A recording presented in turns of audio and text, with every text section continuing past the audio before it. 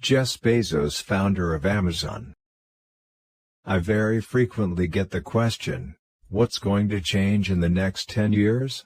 And that is a very interesting question. It's a very common one. I almost never get the question, what's not going to change in the next 10 years? And I submit to you that that second question is actually the more important of the two, because you can build a business strategy around the things that are stable in time. Our retail business, we know that customers want low prices, and I know that's going to be true 10 years from now. They want fast delivery, they want vast selection. It's impossible to imagine a future 10 years from now where a customer comes up and says, "Jeff, I love Amazon, I just wish the prices were a little higher," or, "I love Amazon.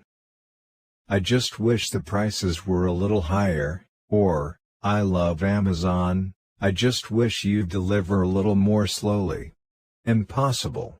And so the effort we put into those things, spinning those things up, we know the energy we put into it today will still be paying off dividends for our customers 10 years from now.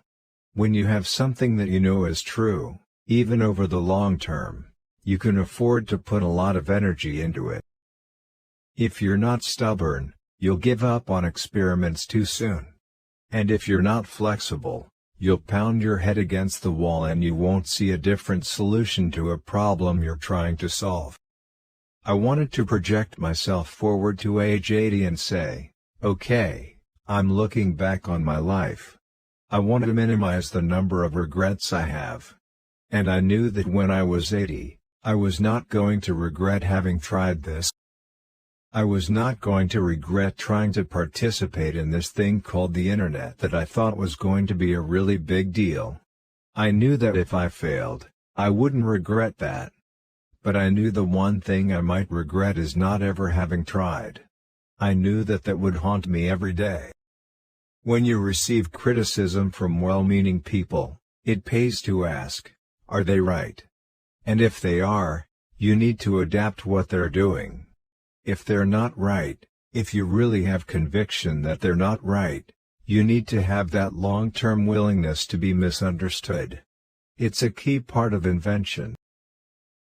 If everything you do needs to work on a 3-year time horizon, then you're competing against a lot of people. But if you're willing to invest on a 7-year time horizon, you're now competing against a fraction of those people. Just by lengthening the time horizon, you can engage in endeavors that you could never otherwise pursue.